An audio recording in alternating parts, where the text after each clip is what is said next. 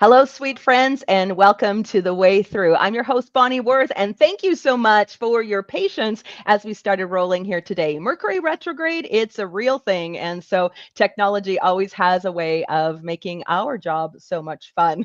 Anyway, I am so thrilled here today to be able to share in this conversation with you, as always, week after week, as we come into these conversations, really looking at our lives, the complexities, how we get stuck in cycles and behaviors and things in our life, especially from a wounded context, that can make it feel like it's really challenging to thrive or to really enjoy our life or even love the life that we are living. So week to week, of course, these amazing conversations where we get to really explore the complexities of our human condition, how that how we relate to life, and how we can look at altering and shaping how life relates to us. I'm so thrilled here today to have my special guest, Michael Bodhi, joining me in conversation today. Michael is a wellness advocate. He is a speaker, he is an author, and knows the complexity of mental health and the challenges that can come up in response to dealing with deep, deep repressed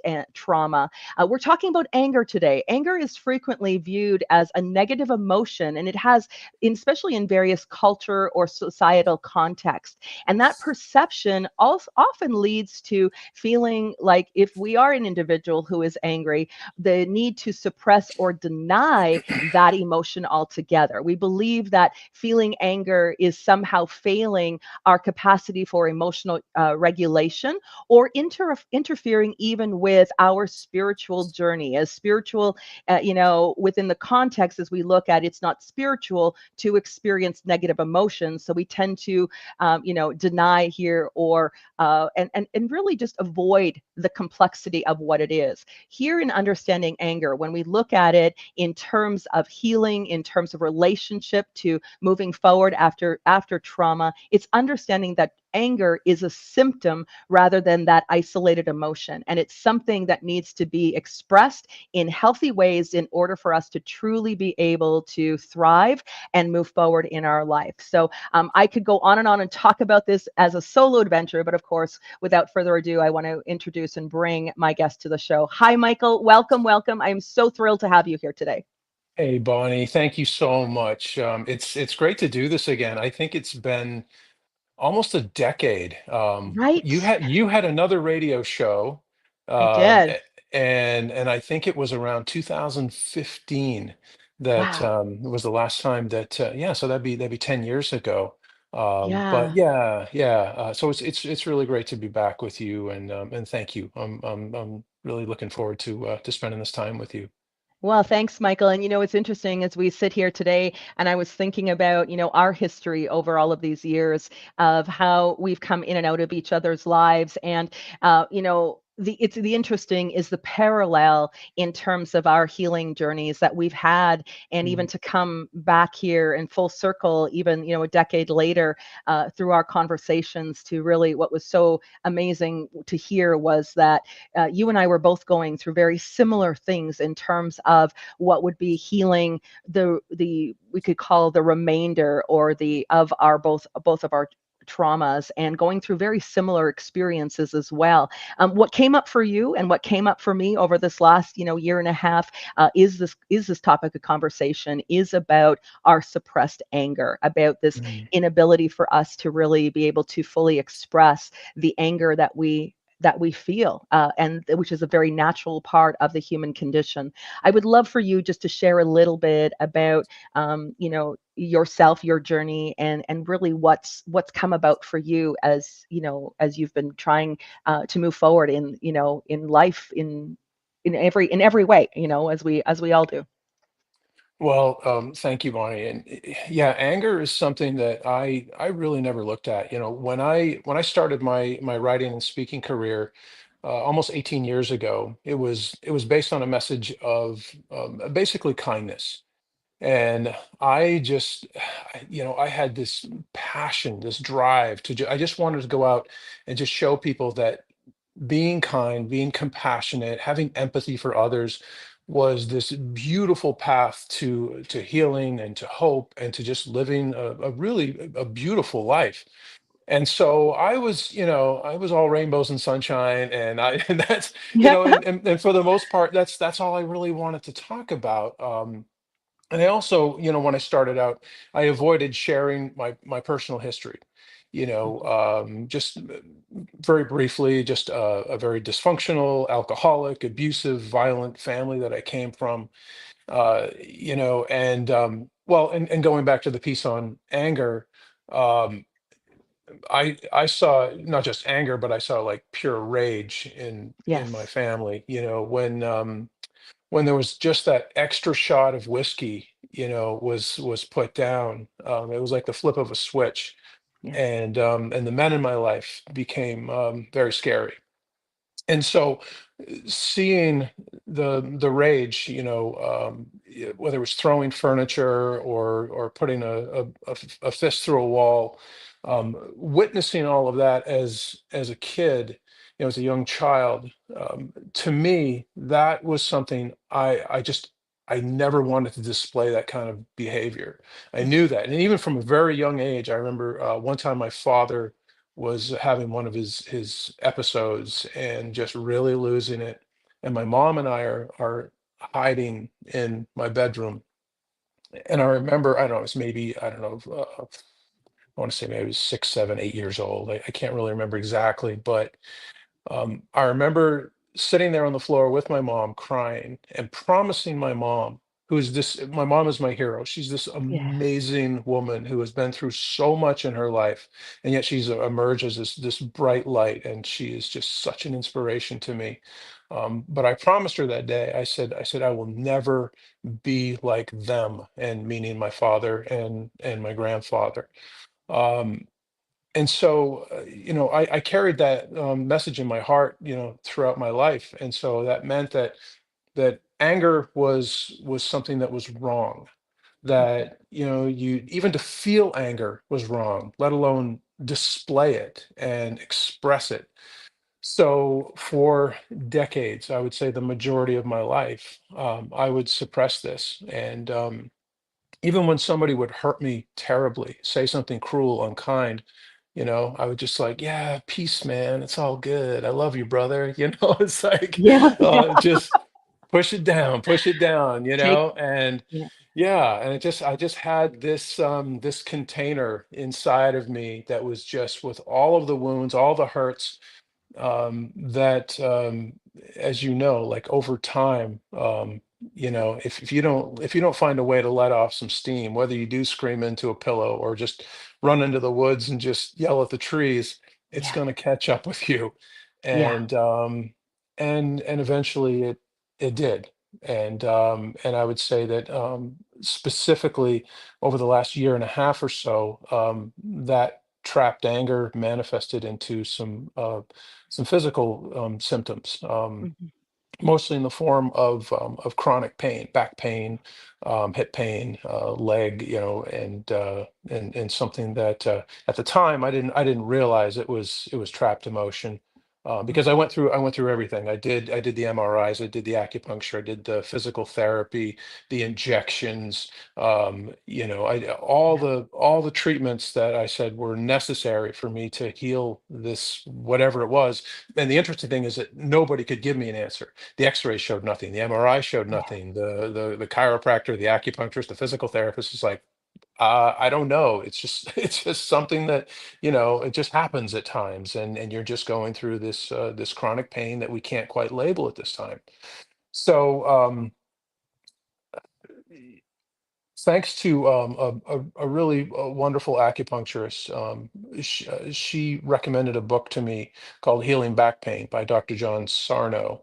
Mhm. And it explained this condition where people that had trapped anger, inside of their body, for a long, long time, it would manifest into these physical conditions. And so, after I had tried everything, and including the fistfuls of Tylenol every day, Yeah. and all that stuff, it wasn't until I started to look at this from an emotional and even spiritual perspective that I started to get some relief. And ever since then, It's just it's night and day. I'm not saying that Mm. it's 100% gone, but I'm living at a level now that a year ago it almost seemed impossible.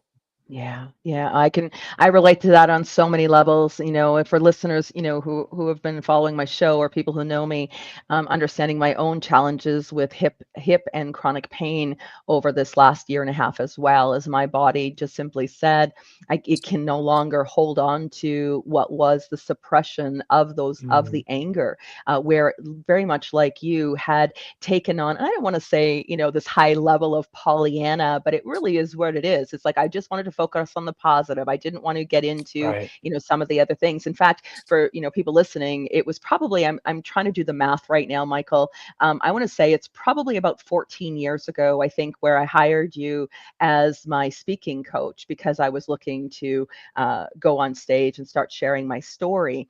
And at that time, I remember you saying to me that people, we can be the Pollyanna and the positivity, but people also want to know our pain. They want to know that we've, experienced things and that we've, been through it in order to really capture their attention in being able to apply the things that we look to help and support people with. And that was instrumental for me. It really was. Yeah. And it would have been at that time where it really began, really sharing my story at a much more, vulnerable level than what I think I had ever allowed myself to do. That being said, anger was never that emotion that I allowed to surface. It was this idealism of within the healing journey, within a spiritual context, just like for you, love and light, kindness only, and Mhm. let's just keep peace for at all costs. And that cost, of course, is again, our own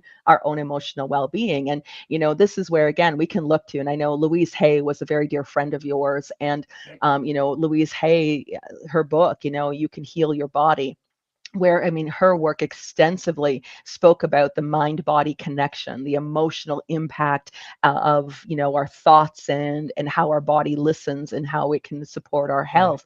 And I think her teachings have influenced so many people, but it truly is, this approach to healing really requires that emotional expression, not in a denial of positive or negative emotions, but to really be in the truth of the fact of where we sit or what's going on for us at the deepest level. Absolutely. Yeah. And going back to that piece on, like early on when we used when we connected and talking about public speaking. And I remember, there were so many times that I stepped on stage in the beginning of my career and like I said earlier, I just wanted to be all love and light, all rainbows and Yeah. just, just it was just it just felt like the right thing to do. There was enough, darkness in life and in the world that I just wanted to be all positive. And I started out by speaking with students. Big part of my career was working with middle school and high school students. And I remember those first several presentations, like you could tell the kids were, I mean, they were bored. They were just like nodding off. They started to talk, and it's like this guy is such a loser. When's it going to end? And nobody was responding to the things, because like I said, I was up there just like yeah, peace, man, love, Yeah. and and so when I started to really kind of feel that vibe and get frustrated, it's like, okay, what am I doing wrong? I knew I was a new speaker, and public speaking is one of the hardest things that we have to do in life anyway. Yes, it is. But a friend approached me and said, I'm just curious, why is it that you're not sharing your story Mhm. and sharing like my past, like why I'm so passionate about kindness and what that means to me? And at first, I rejected that idea because it just felt like it'd be dark and depressing, and nobody wants to hear, your stuff, like, all your dark stuff. And but I finally agreed. I said, all Mm. right, I'll just try it. And I'll never forget that day. That group of students, like, it went from, the previous week I was there. I was working with the same group of kids for over the course of a year. Um, the previous week, I mean, the kids were just crazy and wild and scattered. And then on that day, when I started to share my background and where I came from, I mean, you could hear a pin drop. I mean, like Yeah. nobody was talking. And then all of a sudden, the kids were coming down to the stage afterwards, and so were adults, teachers, to share their story, their experiences. So there's something so powerful about doing that, and just being vulnerable, being open, and sharing where you've come from. And I think it opens up something in other people's hearts and minds that allows them to begin to really look at where they've come from, and maybe even get to that place of maybe they haven't allowed themselves to be angry. Same with me. And so, yeah, I think there's something really valuable there in letting our guard down, opening our hearts, and saying, yeah, it's like this is just this is my life. This is where I've Mhm. come from, and not be ashamed of it. I think that shame is a big thing Yeah. that really does a lot of damage in people's lives. It truly does, and I think that, we can even look at that in the context of we can feel shame because of these bad things that happen to us based on the experiences that we've gone through, I mean, multitude of ways in which people experience trauma, and there can be such shame accompanied with that. But then there's an added layer. Now, when you start to feel angry, at least it was for me, I would feel very shamed, over a lot of shame over the fact that I this Yeah. emotion was coming up inside of me, and it just continued to make me feel like I was a bad person, or I was failing in some way in terms of being able to heal or resolve the things that had happened to me. Yeah. Yeah, I think that a lot of people have that same experience. I know that I did. Like, I felt anytime that I did allow myself to express anger, I always felt this tremendous amount of guilt afterwards. And I just looked at myself like, oh, it's like, oh my gosh, you're like your father, you're like your Yeah, yeah, grandfather, and you start to compare yourself to that behavior. So yeah, it's been quite a journey, and it's unbelievable that it's taken me over 5 decades to yeah, really start to understand that. Um, and part of my healing work, I just, like so many people, I started with the works of like Louise Hay yeah. and so many other wonderful personal development teachers. But I started to take a different path about 3.5, 4 years ago, Mhm, to really start working on some of my trauma. That, mhm. don't get me wrong, therapy has been amazing. I mean, Yes. therapy, the piles of books that I've read, having coaches, all of that has made a tremendous difference. But the anger piece kept coming up, and there were specifically there were three people that kept surfacing, that was creating a lot of suppressed anger, but it was there, and it wanted to come out so badly. Um, but I just couldn't, again, because of the guilt and the shame. So part Mhm. of that was um around my father, the guilt I felt toward my father. There was a lot of anger and hurt um from my divorce. Even though I would say that the divorce was relatively, it was kind and peaceful, there was a lot of stuff there that came to the Right. surface. And um and then even there were certain public figures, and I won't name names, but one Yeah. particular political figure that triggered me like nobody ever has. And I started to, like, every day I started to I felt this tension. I felt this inner almost rage, and I was like, wait a minute, Yeah. I don't feel rage, but I really feel it was like on the cusp of just me exploding. Mhm. So I went on a whole new journey. I was introduced to sacred medicine work and working with Yeah. shamanic healers, and went into those spaces to work on some of my past trauma. And this isn't something that I advocate for. I don't recommend it Right. to others. It's a very personal journey, and it's not for Yep. everyone. But I will say that that having these experiences and working with these healers, it opened me up in ways that I never could have imagined. And it opened that doorway also where now I have such a healthy relationship with anger. Yeah. Like, I no longer, like, if I do get angry and express that in some way, because the way I say it, there's two types of anger. There's constructive and destructive. Constructive anger is like, okay, there are millions of people starving on this planet, and there's all these injustices, and there's horrible things like racism, and there's just a lot to be angry about, right? Yes. Yes. And so when we feel that anger, then that inspires us, that motivates us, that we want to create change. So that's constructive. That can be a good thing, and we can do something with that anger, and hopefully change the world for the better.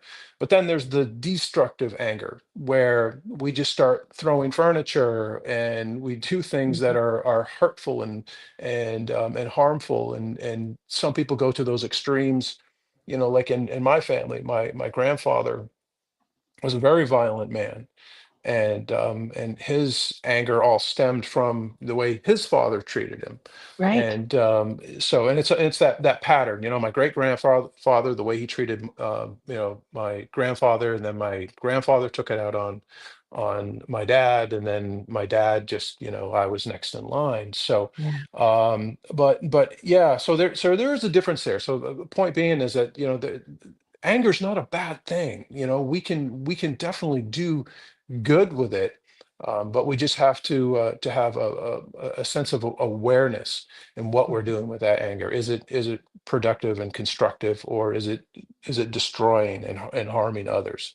Yeah. So yeah, it's I love that you but brought that up too, Michael, because it's a big part of the things, that I like to share and talk about on the show here as well is looking at that inherited conditioning to understand that some of these patterns, these behaviors, these things are learned behaviors that where we've witnessed or seen other people in our lives and how they coped with stress or how they coped with their own wounding. So it becomes this almost this way of living life. We don't even understand that there's another alternative until somewhere along it, like you did at 6 years old, where you said, I am not going to be like this. There was something inside Mhm. of you that was just even at that innocent age that was already recognizing that what was happening, that cycle wasn't okay.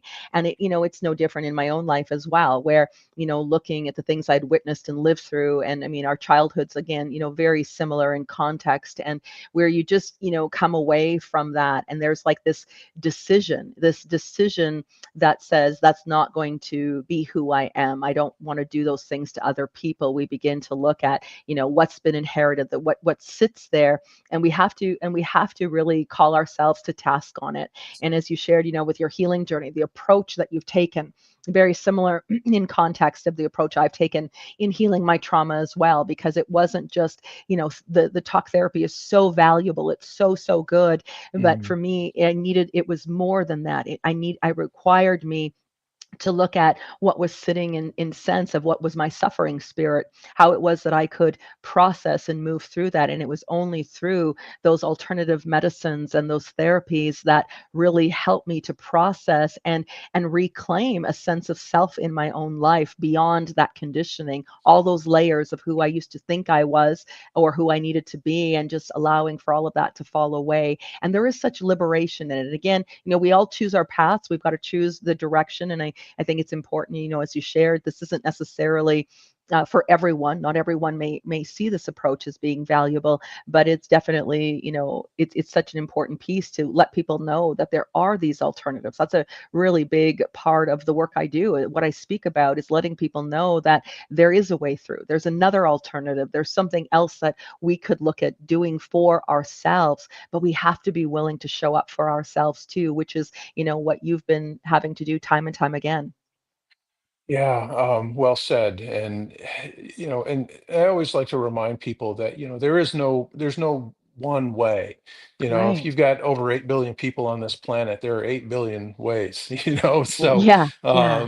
and for some people, talk therapy is exactly what they need. For some Mhm. people, it's maybe it's medication, and I don't know if you even know this. I don't think I disclosed this to you, but 10 years ago, when when we did that first radio show, Yeah. what was it called? Pure? It was called It was Pure Pure with, Talk Radio. Yeah, I've had yeah, you've had yeah. actually you've been on every single one of every single podcast I've ever done. The first Uh, one was Pure Talk Radio, and that was with, when I first started my career. The second one was on Lighten Up, and then now here we are on the way through. So I've brought you yeah. forward every single time Well, because of the value of what you have to offer.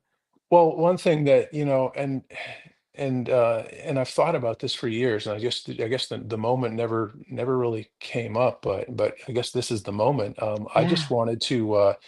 I wanted to express my gratitude. Back 10 years ago, in 2015, that was the year that my marriage wasn't going so well. But a big thing had happened. A friend of mine, a friend, teacher, mentor, someone that meant the world to me, he died by suicide, Mm. and it was and I found out on the anniversary of when my father died by suicide. Oh my So, goodness. so every year in April, when that date comes up, for my dad's death, it's something that I really have to sit with and reflect on, and because it was such a traumatic event. But then to get the news that one of the people you love the most, on the very same day, they decided to leave this world. So that put me in such a deep dark hole that I didn't know how to get out of it, and I went kicking and screaming, because at this time, in 2015, I was out there, I was speaking, Yeah. I had written books. I had been traveling with these, really well-known, famous people. So people mistakenly think that if that's what you're doing, if you're on stage and if you're traveling with Louise Hay and Dr. Wayne Dyer and all these people, then you must have life figured out. Like, it's Right. like you're on the cusp of enlightenment or something, right? You know the secrets, You've got and the answers nothing. I got exactly, the right? answers, and Yeah. nothing could be further from the truth. And so I went into like a full-blown depression. Like, literally got labeled, my doctor said, you have chronic depression, and I couldn't get out of it. And again, I went kicking and screaming. It's like, I don't want to do any medication, because my father was on meds, Yeah. and I saw how much it impacted him in a negative way. But again, I know there are other people that it works miracles for them.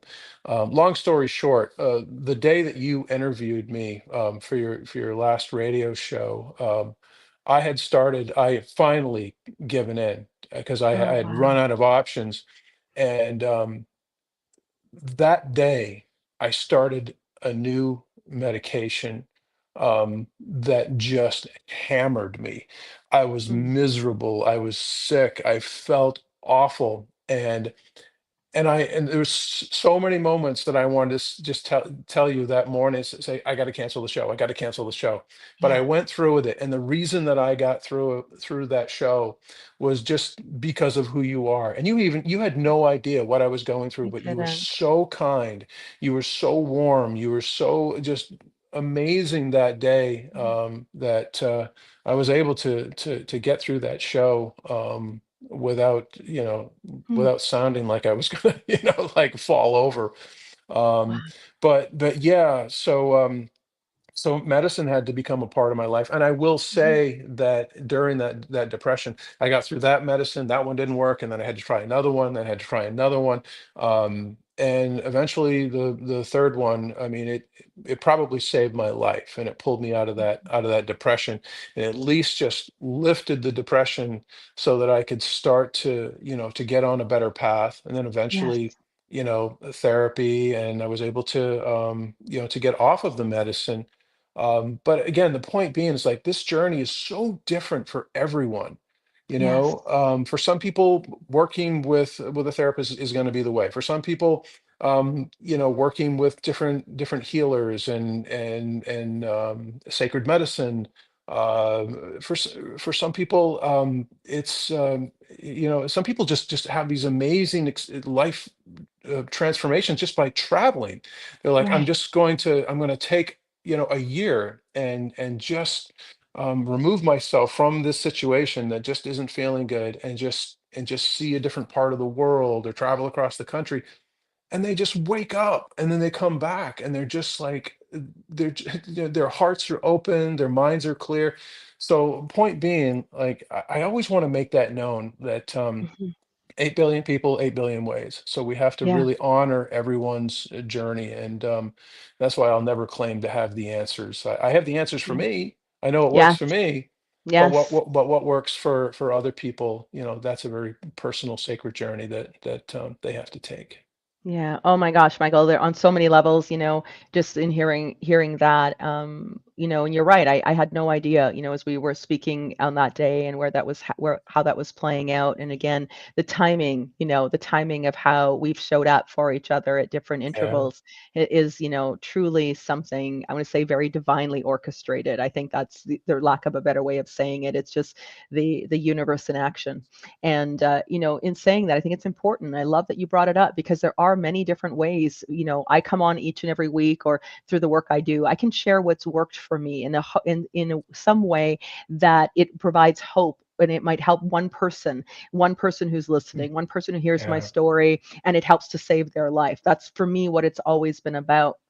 And so, looking at that is the also understanding there's no shame, here again in looking at the path that you're taking, having to look at. I'm a firm believer that our Western medicine is what helps us to saves lives, and it's necessary for us in terms of even functioning. And for some individuals, being having, looking at having the medication to help and support, it's like, yes, say yes to that. I even for myself, when my doctor, is I'm a very smart person.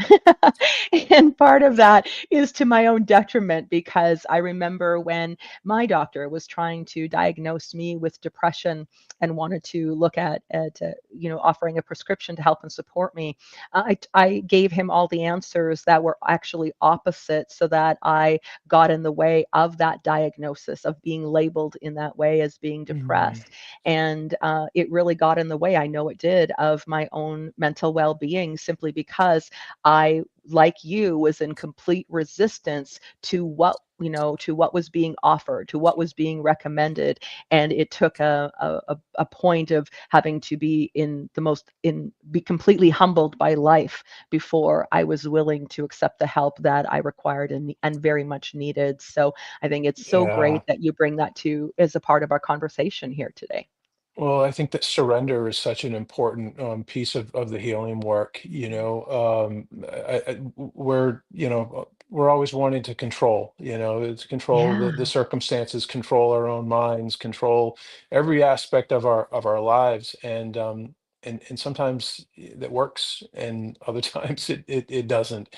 And I've right. found that just acceptance and surrender, like getting to that place of accepting, and that's if I hadn't gotten to the acceptance piece, when the doctor said, you're clinically depressed, my mind is just screaming, no, no, no. Right. Like no, I help people. I teach people. I show people Right. the path to happiness. And it's like, I've written books about it. And like I said earlier, it's like I've been on stage. And so, Mm, that's all ego stuff. And the ego is trying to make you, feel a little bigger and better than maybe, it's like in this grand yeah. scheme of things, like we're just grains of sand on this planet. Mhm. And so, you know, accepting my doctor was amazing. I mean, I truly give him so much credit in saving my life. He was such a conscious, amazing spiritual man. Yeah. And he reminded me, when I was just pushing back against the medicine, he said, God created science, and that was Yeah. his belief, and that it's just, let's look at this from a spiritual perspective.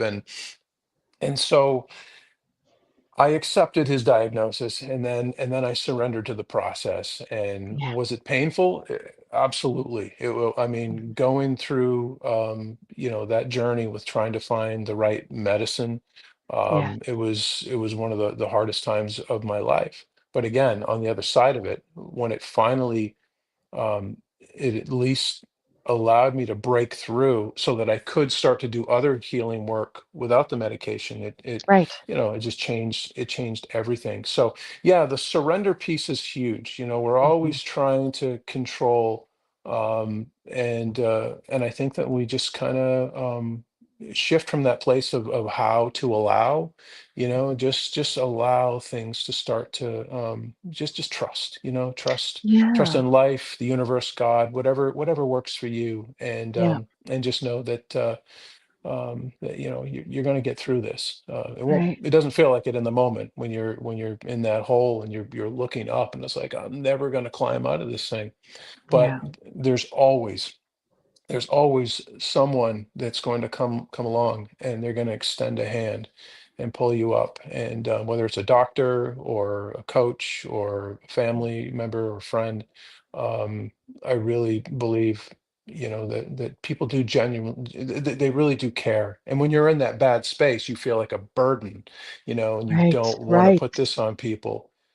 So yeah, just surrender, let go, trust, and accept that help, when you're really feeling down. Yeah. And, thank you. That's so beautiful and so, so true.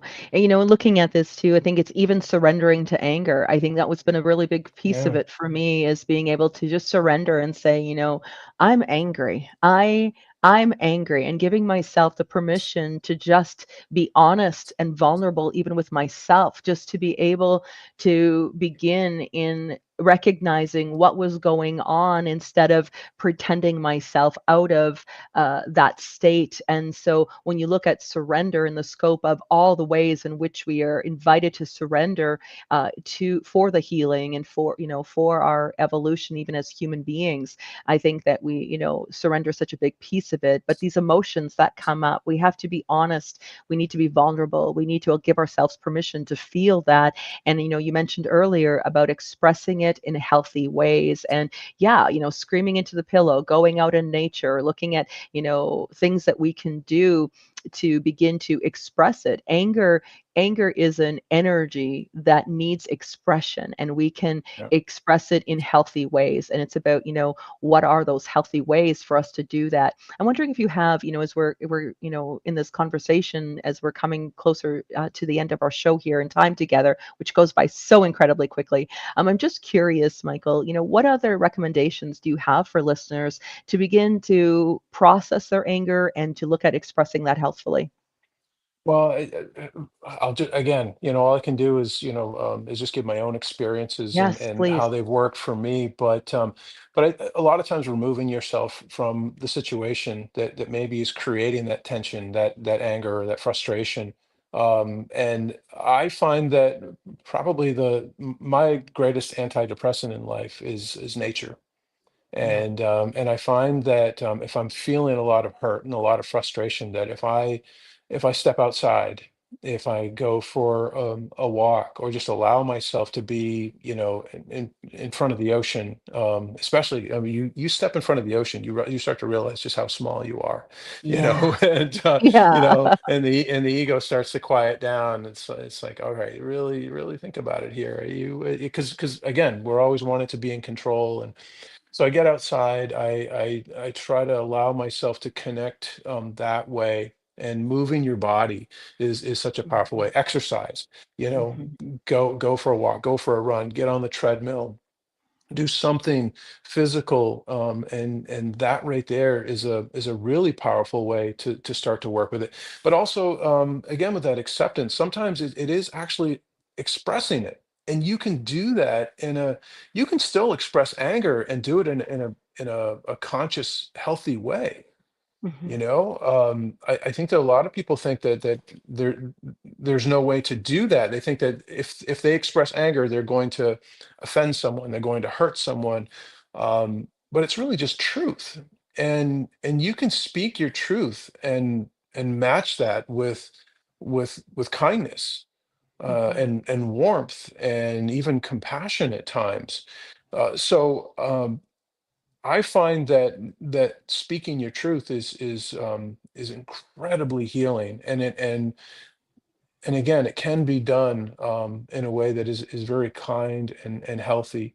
Um, Also, just making sure that I'm taking like self-care, taking care of myself. Yeah. I know that the times that if I'm not exercising, if I'm not being mindful, if I'm not meditating and or doing yoga and all the practices that have helped me throughout the last probably 20 years of my life to be more balanced and centered. I find that my fuse gets shorter. I tend to react rather than respond to Yes. situations, and in that reaction there's the potential that I might hurt someone with Mhm. with the words that I use. So yeah, self-care is a big piece of this. But again, I think that probably the healthiest way is to actually you have to you've got to express it and speak your Mhm. truth at some point, and just be very mindful in the way that you do that. And yeah, I would say, and don't discount and don't worry, I won't do it, but some colorful language helps at times too. Um, It and does. It does. Sometimes under there's no under the better right word. yeah, under the right circumstances, I have found that to be incredibly freeing and healing, and just make sure your neighbors are inside, when you do that, because yeah, because I remember one day I was out in the yard, and I was really angry because we had like our fifth snowstorm, and I just was like so tired of shoveling and snow blowing. This was years ago when I'd written my first book titled "Am I Being Kind?" A whole book about kindness, Yeah. and people started labeling me as the kindness guy, Kindness guy. Yes. which is not a title I ever wanted, because it's a hard one to live up to, because I am the Right. furthest thing from perfect. I'm an absolute mess, and so don't give me that title. But they did. The media put it on me. But I'm Yeah. in my driveway and I'm shoveling, and I know that I've got some really, less than kind words coming out of my mouth as I'm clearing the driveway. And my neighbor's over there and he's just looking at me like, didn't that guy write a book about kindness? It's like, isn't that the kindness guy? So yeah, again, it's going to be different for everyone, but Yeah. just find a way to express it in a healthy manner, because Yeah.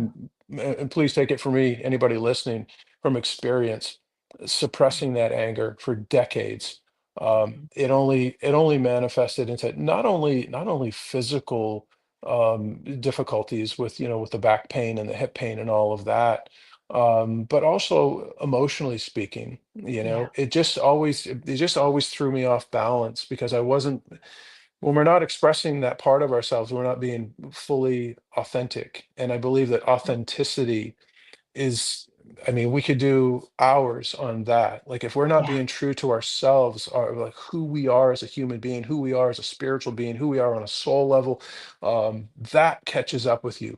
And you'll notice that a lot of people that are not living their truth, that are not living authentically, they are more susceptible to anxiety, to depression, to struggles emotionally. So yeah, live your truth, speak your truth, and when necessary, drop a good F-bomb. So Yeah, yeah. you're right. And it may always be necessary. Yeah. Anyway, oh my Yeah. gosh, we could go on, of course, as always, Michael. I think this is a part of it, looking and understanding that anger is healthy. It's healthy to have an experience of to be angered by maybe the things that are happening in the world around us. It's Mm, completely healthy to feel anger about the things that that maybe you that are happening to you in your life, and to know that this is something that requires expression in some way. And it's the greatest, really, we look at it, I could even, take it into context as looking as anger as being an energy of fire, and it's Mm, through fire that we find transformation. And so it can be the expression of anger is indeed the path to peace. And we just have to understand, the very how that fits into our lives, and show up and being able to process and heal it in those healthy ways yeah. as well. I'm so grateful for our conversation, Michael. I'm really looking forward to just going to, a couple things I want to share before we conclude our time. I have the, you're coming on, and again, I get the absolute honor of being able to interview you for my Writer from Within program to talk about writing. And writing can be another therapy for us. It can be very cathartic in helping us to process our anger, our Yeah. feelings, etc. And so I do have you coming in, for that interview. And then that is, for those listening, can learn more about that program by visiting my website, bonnieworth.ca, Writer from Within 2025. So, Michael, I'm really excited for the wisdom you're going to have to share in that interview. But I also want to bring attention to the amazing work that you're doing, because, like so many things in our world, change is happening. And that, as hard as what it can be, we have to look at recreating how we're showing up in the world, helping each other, supporting each other through these very challenging times. And I want to really encourage people to visit your website, michaelbodhi.com. Michael, you've really taken on a new direction, going from the speaker, working in schools, and now working in terms of helping and coaching for midlife, helping individuals at this juncture to be able to find their way through life. And I just want to give you a chance just to speak about, your work. Yeah, thank you so much, Bonnie. And I'm really looking forward to the writing workshop. And you make a really good point that another wonderful way to release anger is to write it out. My first book felt like a therapy session, just getting some of Yeah, that stuff out of my system. So that's a really good thing that you mentioned there, that hopefully will help somebody out there, whether they want to journal or maybe write their own book. right. It's a powerful way to heal. Yeah, so it's been interesting. My career, as I said earlier, was focused primarily on teaching a whole curriculum on kindness and working within schools and businesses, and that's still at the foundation of everything that I believe in and that I do. But after having my own midlife challenges, I mean, Yeah, going through just the things that so many people go through, whether it's a divorce or health issues, thinking about career transitions, or just trying to find yourself again in this crazy, just always changing world. Um, it just felt like a natural transition. And again, it's something that, uh, working with sacred medicine has just opened me up in ways that I never could have imagined. yeah. And I'll be totally like I'm okay with disclosing this, but ayahuasca and Hmm. working specifically with psilocybin as medicine in a therapeutic way. Yeah, And I'm not, again, advocating for this and saying it's for everyone, because it's not. It's some of the right. hardest work that you'll ever do in your life. But within that space and working with these amazing healers, it really showed me my path, which was to work one-on-one with adults that are trying to find their way in midlife. And midlife is such an interesting time. Seems like after we hit 40, there's a lot of stuff inside of us, whether it's again going back to the anger. Why am I so angry? Why do I just feel Yeah, so like upset about all these little things that are triggering me, or feeling that sense of like, like not knowing, like, what is my true calling, whether that's a career calling or whether it's something more on a spiritual level. So I just kept meeting so many adults, and the universe was just sending me these people that were asking these big questions. And I believe that the only way to really authentically teach another or the not the only way, excuse me, the best way is to teach through experience. And so that's mhm, what I do now. I just basically yeah, share all of my messiness, all of my mistakes and failures and successes and everything in between, because I'm human. Mhm. I don't have it all figured out, but I've been very fortunate to work with some amazing people, and been able to find my way, and I'm still figuring it out. Don't get me wrong. Yeah, I'm yeah. still still searching on my own weird and wild path. But I feel a responsibility. Almost feels like a spiritual responsibility now to share what I have learned throughout midlife, and to help guide other people. And Mhm. so that's been a really big passion of mine now. Yeah.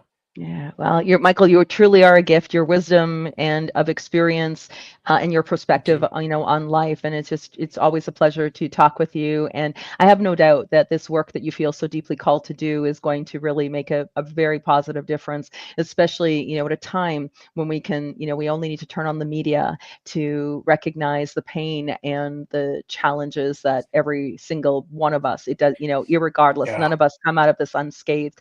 And so I'm really deeply appreciative of our Mm. time, and of course, deeply appreciative of your work that you do as well.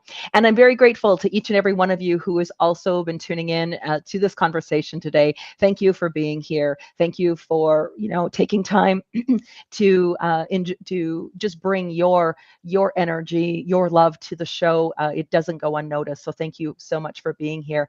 So until next time, sweet friends, remember, irregardless of whatever challenge is going on in your life, whatever is happening that you're needing to navigate in right now, remember, there is always a way through. Until next week, sweet friends, bye for now.